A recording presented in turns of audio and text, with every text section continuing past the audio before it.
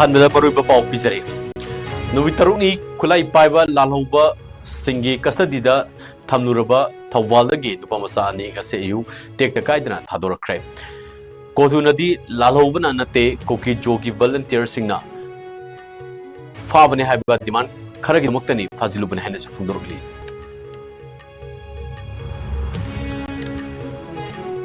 ꯎꯈ꯭ꯔꯨꯜ ꯇꯥꯎꯟꯒꯤ ꯃꯅꯨꯡ ꯆꯟꯅ ꯂꯩꯕ ꯍꯨꯟꯄꯨꯡ ꯑꯃꯗꯤ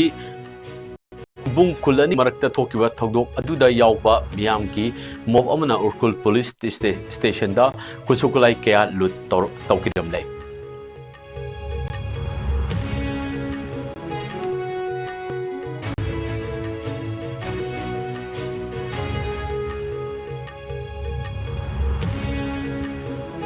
अमदी लाई हकतगी चनतुना लाक्लबा मेरा चावरेन हौबा थौरम ngasi मेरा थागी नोंगो पानबा नुमिता कंगला लाइफमलेंदगी लेबाक Ningthou यावना इकौ खत्तुना पांगथोक फाउख्रे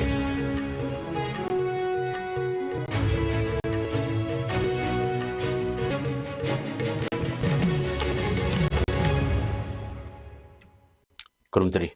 ISCOM media news mek tabri sing bai tomtingan mamite na taram nok chabal doin hauji pungja si fau gi pau sanu pijari thawal dagi thoi amadi thoi ba ngasi pung manga khara helakpa adwaida tekta kaidana thadorakre September 19 gi mafung khangdana leirikhiba nahani asibo ngasi ayu kangpokpi district ki manung chena leiba gamgai phai check post SP kangpokpi gi खुत्ता मियोय खरना खुसिनरकिबे थादरोकलबा नहानी असिबो SP कांगपोपिना पुरक्तुना Imphal west district पुलिसता सिनरमलबा मतुंगदा ngasimak ahing anigi angang ani asigi mayunggi miyoy singda police की माइकेदगी खुसिनक्रा हेरी मखोयनि बो थादोरकिबा अदुगी मतंगदा कमिटी ऑन ट्राइबल यूनिटी कोटु की वांगांगलोय काइमिलेन सिटलौना हाइखिबदा कोटुगी माइकेदगी हाना मियामदा थाजबा पिखिबा दुगी मतुंग इना मखोयनि बो टेक काइना थादोला किबनी हारी दुमपो नहानी असिबो करमना नत्रगा करम मोंगदा लालुरुपना कुकी नुमित तरुंगी चुपना करी मरंगबिदमक्ता फाजिलुबनो हाइबो वफम अदि फोंदोलकिदे कुकी लालहौबा अमगी कस्टडीदा लैरुरिबा ओइनाम थोइथोइ सिंग अमदी थोकसोम थोइथोइबा सिंगना फोंदोरकिबदा मखोइना लैरिङै मतमदा कनागुमा मतना ताथि तावैना थबक अमता चथरकिदे कालु मसेल अमत ओइना पुन्ना नुक्सी चानना हिमिनासी हाइनसु मियामदा appeal तरुकली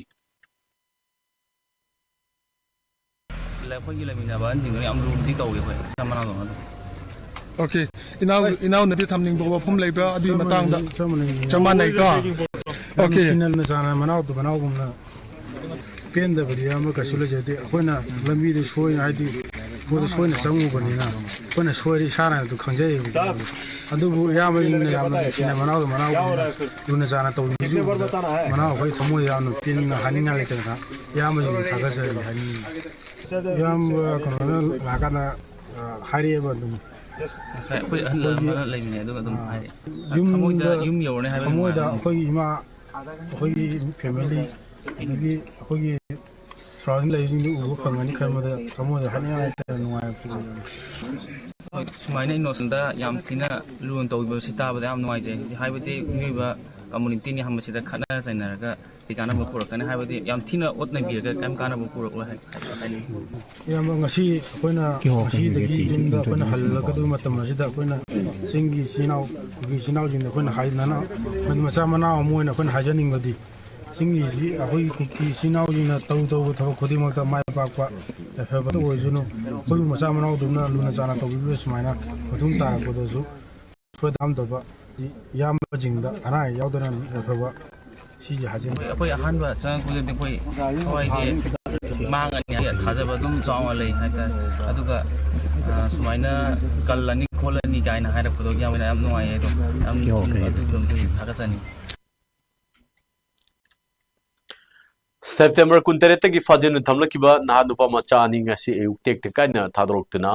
hojik police ki custody da leire haina Manipur gi chief minister and Biren Singh na khanglakre ma ki social media expose ta handle amadi Facebook page ta thaglakiba warol amada makoi ni tek kaina thadorokpada chowa thawdang laukiba khudingmak pu loinana state amadi central khudingmak ki government khudingmak agency khudingmak pusu thagat phungdorli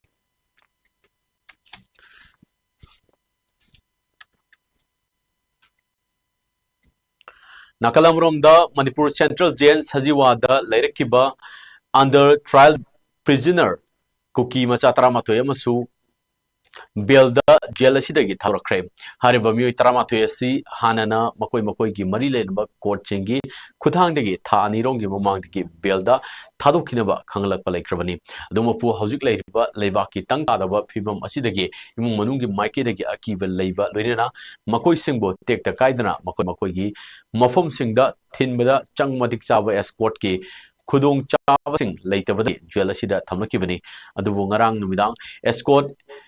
requisition haibadi makoigi escorting silakpadagi makoibu jail asida thadorokibani jail asidagi thadorokibani nakalamamda committee on tribal unity kotugi wangangloi NG lungkib gezna thadorokiba video footage amada manipur central jail dagi thadorokrba mioi taramathoi adu church compound sabraminada makoibu kotuna sinduna taramna okrahari video aduda NG lungkib genna fongdokibada ngasi thadorokiba angang ani adu kuki jogi village volunteer singna Fajindra Thambani, Makoibu Fajindra Tamkibagi Maramda, Manipur Central Jail da Laiba, Kuki Kanlufki Mi Taramato Dubo, Kuki Jona, Kundariba, Mafum Haibadi, Churachan Puda, transfer to Ba, Filen Molgi, Mafum Amada Police Station, Ama Thamba Haiba, Dimana Sigini. In a Masimatanga, September Kumapanda, Manipur Police K, DJP Ga, Kotugawari Sanaba Purapa, Namdavage, Union Home Ministry. Amuk hana founder of Matunda Ministry Hakanda DJP ga amuk unaraba matungda yanaba fiba malaki vidage nova macha ani adu ngasi thadroki bni hari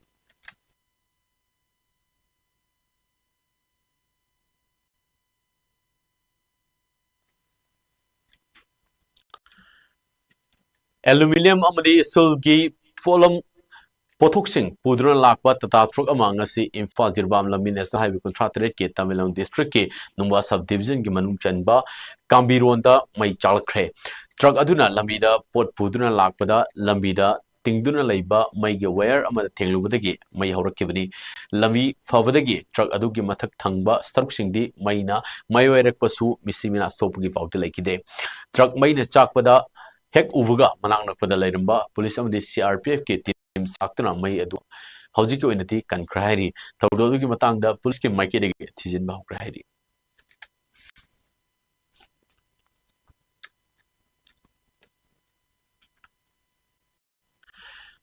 Lamgi Wahodagi, Narang Ayu, Krul Town, Gi Manung Channel Ba, Hunpung Amadi, Hunpung Kul Anigi Marakta Tokiba, Kul Toknabagi Taudo Adidayaba, Miamgi Mov Amna, Kul Police Station, the Tomjidna, Kusukulai Kalu Tokrahari. Paugikunabagi Matungina, Miamgi Mov Amana, Police Station Adida, Tomjilaktina, Station Adudalaiba. 9mm pistol Nippon, Insas rifle Taru, AK rifle, 47 rifle ahum, 9mm carbine ani, SLR nungmay ama, loinana stand gun ama, lutaw krahiri. Jarag aduda, Manipur Police Department additional DGP, Law and Order Al Kailungna, Manipur District Sing SP Singda, Mikup na sing na lainaba, Wafum Sing Kangan krahiri. Panbayabadi, Narang ayuk hunpung amadi hunpung kul ani gi marakta thokiba kuthong na bagi thawdo aduda Manipur Rifles ki personal amaga loinana micham ani nongoi baru na panba gi like kidrabani amadi mioi kaya mana so open nang kibani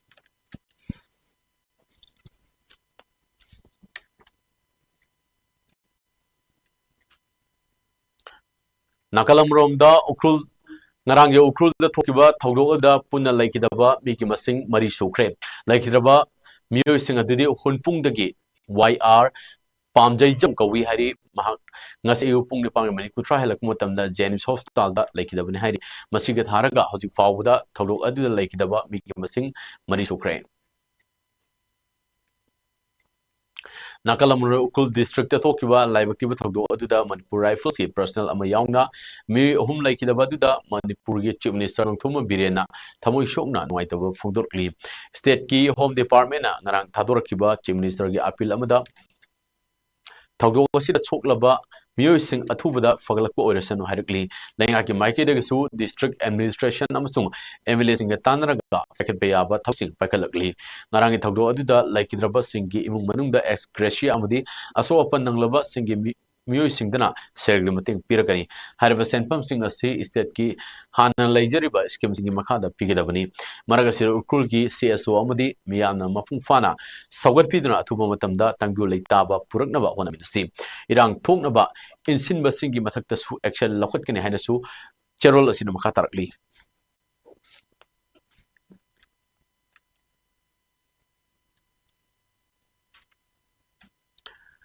Tamil Nadu district के तामई SC की मनुचन लेबा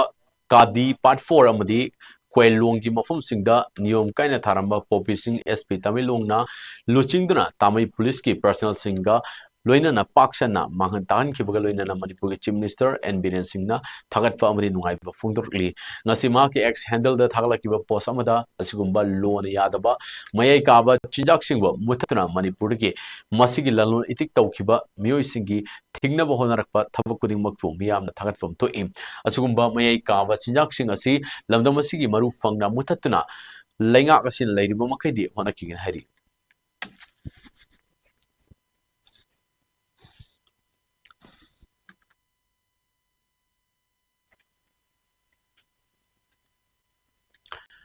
Maihorolagi angan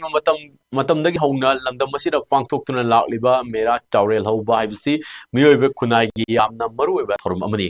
atingkok maru sidaba yavril sanamahina taibung panba asigidamakta taibung pal asi semba loriba matungda taibung miyoiba semba khwaidagi maru oiba mera ta asi mentana leiminaba thani loinana lining to sanamahi temple board ki vice president Bidafati Sanjamna Fongdorkli. Ngasi mera ki nomo panba sigamari lainana laing tau sanami temple born sinduna tongan ba laisang loisanga loinana punduna chaurel hauba kong chat pagamari lainana wafumasi Fongdorkibidi. Bidafati makata na Fongdorkibida thasi ari anau sinaba mahi marong anau ba Chakno katpa thongni jaba loinana ima level sidavi amadi mapari lain to sanamai anina koina chatuna machamanai singi awara pa amadi awa ana yengsinba khongchet ni hainasu makhatana phungdoki khongchet asi lain to sanamai temple board aing khongbal ofong yumpham dagi haurga senglaba kanglagi laifam ne sanamai kyongda loisenduna lining gamani lenana laison tisungi thorum pangthokani thormadra lain to leisem ining to lesemba sana jawba amadi temple board ki thopurol amaiba amadi amaibi singsu sarugaki ngasi meragi nongma panba sagonja numit adugunaba amna yaifraba korung numit amani numil asibu mera chawrel hoba amadi mera mentuba haina su khangni laigi puthang pathang gi horduna ngasi asi laini to sana mahina adugunaba daung pal asi semle malem asi semle ranganda haipal le pan punama dabung mioi bana mathau taba punama semla matungda dabung mi semle harakanda mahangna sengi ba palam singado karamna leiribage hinglibage dabung mioi bana kariwali thanga singina kariwali Pangan kari wali haiduna lengtholokle hairakanda adugunaba pongula memba adugumba sabal lamthokpa nimil ani nimil asida tabung miyoiba khudimungna mangonda nijaduna thongnijari hairakanda taibangi ingna chingna malem punamak asi shanti oina ingna chingna lainai damakta adugunaba khongchan lakpa nimil amani Mite ina lining bo muhanna hanjilaktuna amadi Apunba amagi pangalama sagatmi na ba panamda arambay Bengal Unit 26 kakching na chatharakpa nongma panba laivungga bagi thorom ngasi kakching kulel ibudau khamlangba laikolda pangthokre laivungga bagi thorom atida Robin Mangang khwairakpam Public Relation Officer PRO Arambay Bengal General Headquarter Naurem Rajen Mangangcha Thawurel Sanamri Lining Chalai kakching amudi Moirangthe Brojen Hanana Kakching Municipal Council gi Vice Chairperson Oiramba ahum na mithung lensing oituna miyam da wa ngakhi Arambay Bengal Unit 26 kakching gi thawdang lowtuna pangthokiba nongwa panba laikon kabagi thorom adu gi thoromda lambi gi khudong thiba thawdok amada laikidraba unit asigi tengoloi yumna Michael Irengbam Saval Lekai Lerbagi Mafum da Sumin Nitumina Leptuna Awa Funduki Thromadida Kakshing Kaitiel Giakoibida Leve Dukan Sing Kaitiel Famvi Sing Dukan Tong Lontuna Amadi Pot Mai Famduna Togo to the Mifam Sarugaki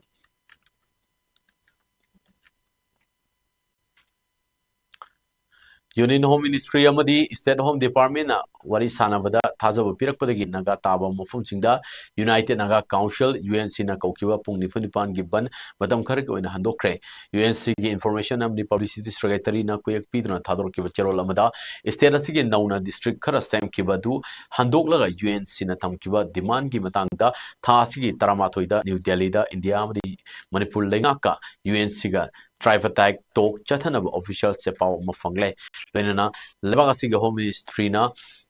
Mihut Amadi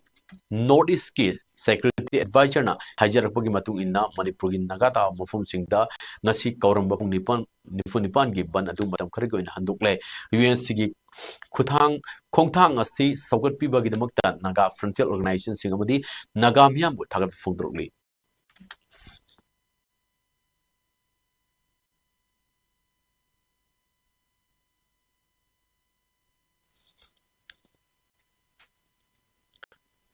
Rangamadi ngasigi lonaba ahing dongyai Rims Road ki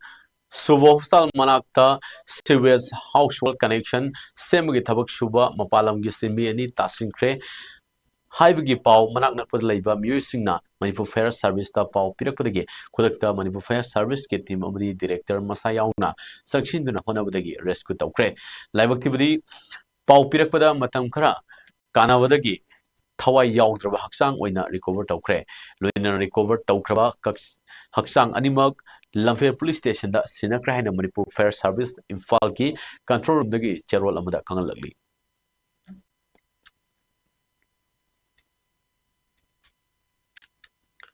Humputra Lak Suba Wildlife Week Kamari Lena Central Forest Division Government of Manipur na Sinduna ngase yu Kanglagi Noksup Hojangdagi Imphal District ki hafta kangjebu fawa mahiru singi kongshan ama sakre Wildlife Conservation Through Core Assistant haiba itimda fangto kiba ngase ki thoromadida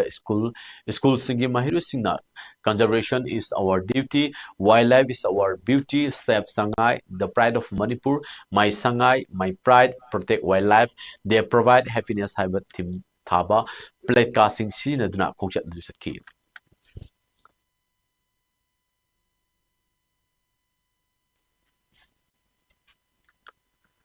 Humputra Suba Wildlife Week listing ni kunmari gamari lena na wildlife conservation through coexistence haiba timda wildlife rally ama Bishnupur Forest Division Forest Department Government of Manipur sa Bishnupur da ngasi pangthokre Bishnupur da leiba ton ba mahiloi sangsingi mahiru singna saruk yaduna pangthokiba rally adu DFO Bishnupur Romabai Waikom amadi DFO Bishnupur gi official singi maiki dege saruk yakhi rally adu lokoi pat yaurabo matungda Bishnupur Bazar Tamna Amuk Yaurab Matunda DFO Bishnupur Foresta Lamthungpham Oiduna Thorumadu Pangthokti Rally Duda to this 70th Wildlife Week 2024 join hands and save wildlife help the animals to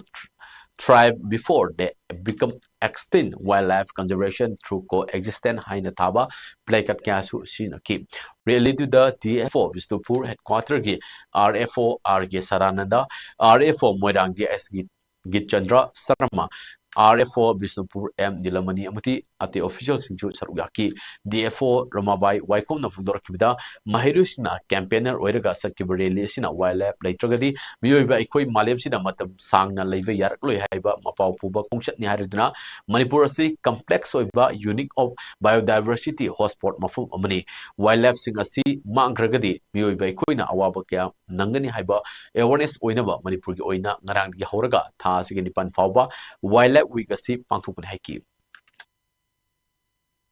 Wildlife Week celebrate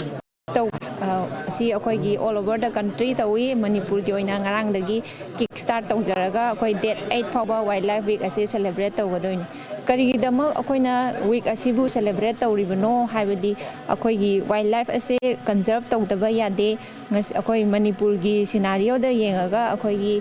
location akoi Manipur gi location ase yamna peculiar oiba yam unique oiba location akoi biodiversity romda hairaga na yamna rich oiba biodiversity hotspot da akoi gi state ase leibana akoi hena complex oiba ecosystem da akoi se leibani aduna coexistence akoi ga mioiba ga dagi wildlife ka akoi ga punna hingminadaba yade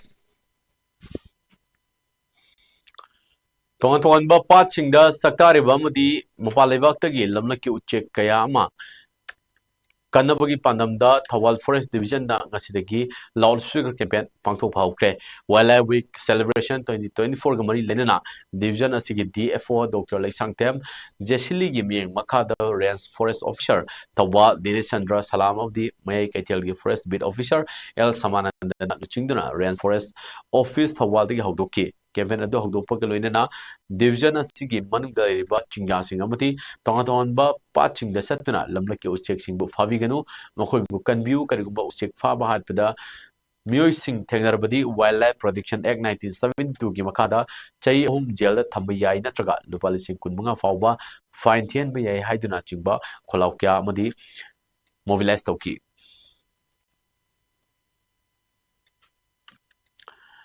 doctor Pratita charitable trust ना चलाइबा खोंजोम लेबा doctor Pratita charitable hospital and research institute ना state AYUSH society directorate of AYUSH government of Manipur के खुसमनदना ngasi hospital असिदा तारामनि सुब ओइना नोमगी ओइबा लेबना लायमगी कैंप पांथोक्रे लायमगी कैंप अदुदा मेडिसिन गाइनी पेडिट्रिक स्किन अमदि डेंटल ना चिंबा तोंगान तोंगानबा मखल के अनाबसिंग लाइंग किबगा लोइनना हिदा लांथक सिंगसु लेबना फंगन की तोंगान तोंगानबा टेस्ट ना चिंबा मथौ ताबा सिंगसु मफम मधुरा दुमक खुदोंग चाबो पिकी मेडिकल कैंप अदुग मरी लेना doctor Pratita charitable hospital and research institute की वाइस प्रेसिडेंट डॉक्टर लैसेम मनंगतेम न फोंदोकिबदा हॉस्पिटल असिदा लमदम असिगे क्लब ऑर्गेनाइजेशन अमदि सीएसओ सिंगा कुसमनदना मणिपुर की मफम अयामदा अमदि इरांग असिना लाजेना रिलीफ कैंप कयादा लेमना लायमगी थबक सिंह पांथुक्तुना लागली तोंगान तोंगानबा क्लब्स ऑर्गेनाइजेशन सिंगना पाव फविरक्तुना फ्री मेडिकल कैंप पांथुक्नबगी खुदोंग चाबा लौबियो हॉस्पिटल असिनसु मफम सिनबा थुंगना फ्री मेडिकल कैंप पांथुक्नबा वनाबदा मतिंग पांगबियु हाइनसु डॉक्टर लैसिम मोइराक्तेमना मियामदा अपील तौकी कोई सिंजरी बिजनेस ट्रस्ट की मखादा लेबा doctor Pratita charitable hospital and research institute का स्टेट आयुष सोसाइटी का पुल लगा सिंजरबा फ्री मेडिकल कैंप मसीदा मेनली कंसल्टेशन अमसुंग मेडिसिन की फ्री दा की खंसाब पिजरी तुम ताबदसु अखोगी मणिपुर लेबा सीएसओ मयामना पाव बिबिरागा सिंग फ्री मेडिकल कया अमा सिंबदा मतिंग मांगो मंगोय जगे अदुगा अरोइबदा ट्रस्ट असिगी माइकैदगी हॉस्पिटल असिदा डायग्नोस्टिक टेस्ट में एक्सरे ईसीजी अल्ट्रासाउंड चिंबा ई टेस्ट चिंबा मैम असे नॉमिनल्स की खतला उदरगा अपन टेस्ट तौबा याबगी खुदोंचाबो पिजरी इंजीनियर मोहम्मद रियाजुद्दीन खाना आई लव लिलोंग हाइबा 3D acrylic message sama hangdoktuna lilong esi miyamda sinakhibuga loina lunan we campaign amasu pangthokre long turel ahanbi darul ulum mayokna bada leiba mahak masagi yumda long esi gi tongan tongan ba mafum kya de lakpa masing yamdo mi can saruk yadna pangthokkiba chama thorom adida engineer mohammad riyajuddin khan hai gibda lilong esi hiram guding makta sothaduna leiri masi amna laibakthibni esi da pokpa mi singna tangai fadna lilong bo duksibuga loina esi gi thabak khara da orabasu thamoi sengna tawminaba tangai fade mari lenaba authority singna su matang matam chana esi gi chakhot thawrang gi thabak singda aikoi masel nuksi chana na santi oina esi gi chakhot thawrang gi thabak kudingda saruk yatuna manipur state ke oiba chakhot thawrang da su lilong achawa share ama yamine sebe wakhalunda I love lilong haiba 3D acrylic message hangdokpaga loina lunan bagi campaign asi thokune haiki तसेंगना लिलोंग केंद्र से Hiram खुदिंगमुक्त सोथरगा लिलोंगी प्रजा सिंगना वारिबा पोसक असे अखोगी थमोइना येंगबदा उबदा यामना नुंगाइजदबगी वखलोंदा लिलोंग केंद्र की concern ओइरिबा authority खुदिंगमकना लिलोंग प्रजाबु नुंसिमिनसी ngasi mera gi nong panba mera chawrel hoba numira sida sasit na chathar organization asigi thorong gi manu channa wal manipur general headquarter chingnung kokta ima haurebi khurumgi thormama ngasi pangthokre thormadida universal friendship organization ge headquarters amusung branch sing dagi masing jamlaba members singna hikal lekatamduna sarugaki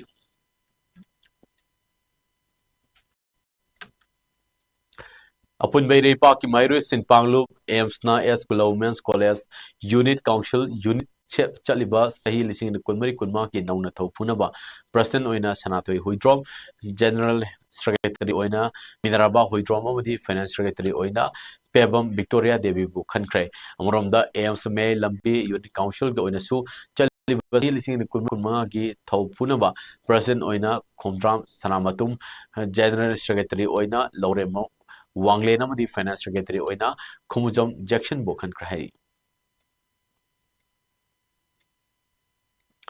Meitei ꯃꯌꯦꯛ ꯇꯝꯕꯤ ꯇꯥꯛꯄꯤꯕꯒꯤ 39ꯂꯛ ꯁꯨꯕ ꯊꯧꯔꯝ ꯁꯥꯂꯤꯄꯨꯔ ꯂꯩꯍꯥꯎ ꯗꯦꯕꯤ ꯃꯅꯤꯄꯨꯔꯤ ꯍꯥꯏ ꯁ꯭ꯀꯨꯜꯗ ꯃꯤꯂꯥꯜ ꯑꯁꯥꯝꯒꯤ ꯂꯝꯖꯤꯡ ꯃꯈꯥꯗ ꯃꯤꯂꯥꯜ ꯈꯥꯕꯨꯡꯒꯟꯖ ꯄꯅꯥ ꯑꯃꯗꯤ MCLCꯅ ꯁꯤꯟꯗꯨꯅ CS ꯅꯝꯕ ꯀꯨꯃꯥꯔ, ꯁꯦꯔꯥꯝ ꯍꯦꯔꯥꯖꯤꯠ, ꯃꯨꯇꯨꯝ ꯕꯤꯔꯃꯅꯤ, ꯀꯨꯃꯟꯊꯦꯝ ꯔꯟꯖꯤꯠ, ꯊꯣꯛꯆꯣꯝ ꯑꯣꯀꯦꯟꯅ ꯄ꯭ꯔꯁꯤꯗꯦꯟꯠ ꯃꯦꯝꯕꯔꯁꯤꯡ ꯑꯣꯏꯅ ꯁꯔꯨꯛ ꯌꯥꯗꯨꯅ ꯉꯁꯤ ꯄꯥꯡꯊꯣꯛꯈ꯭ꯔꯦ꯫ ꯊꯧꯔꯝꯒꯤ ꯋꯥꯍꯧꯗꯣꯛ ꯄꯤꯔꯗꯨꯅ ꯃꯨꯇꯨꯝ ꯕꯤꯔꯃꯅꯤꯅ ꯑꯩꯈꯣꯏꯒꯤ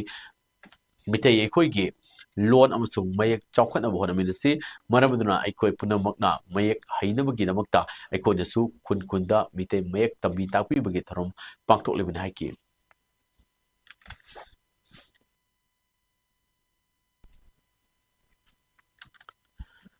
ꯂꯝꯗꯝ ꯑꯁꯤꯗ ꯆꯦꯁ ꯃꯁꯥꯟꯅꯕꯨ ꯆꯥꯎꯈꯠꯅꯕ ꯍꯣꯠꯅꯕꯗ ꯑꯆꯧꯕ ꯊꯧꯗꯥꯡ ꯂꯧꯔꯤꯕ ꯗꯤ ꯆꯦꯁ ꯑꯦꯀꯥꯗꯃꯤꯒꯤ ꯑꯍꯥꯟꯕ ꯕ꯭ꯔꯥꯟꯆ ꯑꯃ ꯀ꯭ꯋꯥꯀꯩꯊꯦꯜ ꯍꯩꯅꯧ ꯈꯣꯡꯂꯦꯝꯕꯤꯗ ꯍꯥꯡꯗꯣꯛꯈ꯭ꯔꯦ꯫ ꯑꯦꯀꯥꯗꯃꯤ ꯑꯁꯤ ꯍꯥꯡꯗꯣꯛꯄꯒꯤ ꯅꯨꯃꯤꯠꯇ ꯃꯔꯤ ꯂꯩꯅꯅ ꯅꯣꯡꯃꯒꯤ ꯑꯣꯏꯕ ꯆꯍꯤ 15 ꯀꯥꯡꯂꯨꯞꯀꯤ ꯕ꯭ꯂꯦꯖ ꯆꯦꯁ ꯇꯣꯔꯅꯥꯃꯦꯟꯠ ꯄꯥꯡꯊꯣꯛꯈꯤ꯫ ꯇꯣꯔꯅꯥꯃꯦꯟꯠ ꯑꯁꯤꯗ ꯅꯨꯄꯥ ꯁꯥꯟꯅꯔꯣꯏ 94 ꯑꯃꯗꯤ ꯅꯨꯄꯤ ꯁꯥꯟꯅꯔꯣꯏ 14ꯅ ꯁꯔꯨꯛ ꯌꯥꯈꯤ꯫ ꯄꯥꯡꯊꯣꯛꯈꯤꯕ ꯇꯣꯔꯅꯥꯃꯦꯟꯠ ꯑꯁꯤꯗ ꯅꯨꯄꯤ ꯀꯥꯡꯂꯨꯞꯀꯤ ꯑꯟꯗꯔ 7 ꯀꯥꯡꯂꯨꯞꯀꯤ ꯋꯤꯅꯔꯅ ꯏꯔꯥ ꯁꯪꯀꯔꯅ ꯑꯣꯏꯈꯤ, ꯑꯟꯗꯔ 9 ꯀꯥꯡꯂꯨꯞꯀꯤꯅ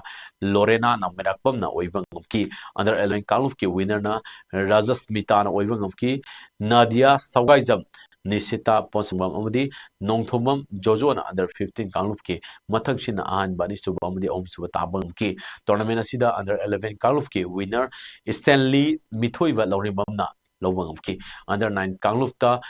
ꯃꯉꯥꯜ ꯑꯦꯂꯥꯡꯕꯝꯅ ꯋꯤꯅꯔ ꯑꯣꯏꯈꯤ꯫ ꯑꯟꯗꯔ 7 ꯀꯥꯡꯂꯨꯞꯀꯤ ꯋꯤꯅꯔꯅ ꯂꯥꯏꯔꯤꯛꯈꯣꯝꯕ ꯃꯉꯥꯡꯅ ꯇꯥꯕ ꯉꯝꯈꯤ꯫ ꯑꯟꯗꯔ 15 ꯀꯥꯡꯂꯨꯞꯇꯅ ꯗꯌꯥꯅꯟꯗ ꯊꯧꯗꯥꯝ ꯌꯥꯏꯈꯣꯝ ꯍꯨꯏꯗ꯭ꯔꯣꯝ ꯑꯃꯗꯤ ꯂꯦꯝꯕ ꯁꯧꯒꯥꯏꯖꯝꯅ ꯃꯊꯪꯁꯤꯅ ꯑꯍꯥꯟꯕ, ꯑꯅꯤꯁꯨꯕ ꯑꯃꯗꯤ ꯑꯍꯨꯝꯁꯨꯕ ꯃꯅꯥ ꯐꯪꯈꯤ꯫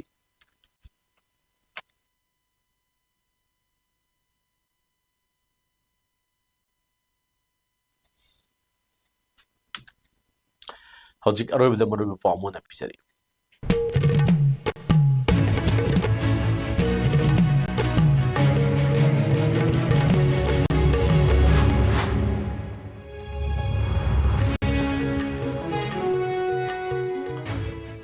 ꯅꯨꯃꯤꯠ 6ꯅꯤ ꯁꯨꯞꯅ ꯈꯨꯠꯂꯥꯏ ꯄꯥꯏꯕ ꯂꯥꯜꯍꯧꯕꯁꯤꯡꯅ ꯀꯁꯇꯗꯤꯗ ꯊꯝꯂꯨꯔꯕ ꯊꯧꯕꯥꯜꯗꯒꯤ ꯅꯨꯄꯥꯃꯆꯥ 2 ꯑꯁꯤ ꯑꯌꯨꯛ ꯇꯦꯛꯇ ꯀꯥꯏꯗꯅ ꯊꯥꯗꯣꯔꯛꯈ꯭ꯔꯦ꯫ ꯀꯣꯊꯨꯅꯗꯤ ꯂꯥꯜꯍꯧꯕꯅ ꯅꯠꯇꯦ, ꯀꯨꯀꯤꯖꯣꯒꯤ ꯚꯤꯂꯦꯖ ꯚꯂꯟꯇꯤꯌꯔꯁꯤꯡꯅꯅꯤ ꯍꯥꯏꯅ ꯗꯤꯃꯥꯟ ꯈꯔꯒꯤꯗꯃꯛꯇ ꯐꯥꯖꯤꯜꯂꯨꯕꯅꯤ ꯍꯥꯏꯔꯛꯂꯤ꯫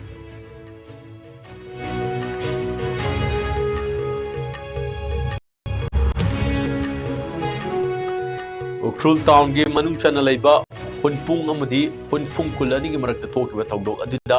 ꯌꯥꯎꯕ ꯃꯤꯌꯥꯝꯒꯤ ꯃꯣꯞ ꯑꯃꯅ ꯎꯈ꯭ꯔꯨꯜ ꯄꯨꯂꯤꯁ ꯁ꯭ꯇꯦꯁꯟꯗ ꯈꯨꯠꯁꯨ ꯈꯨꯠꯂꯥꯏ ꯀꯌꯥ ꯂꯨꯠ ꯇꯧꯈ꯭ꯔꯦ꯫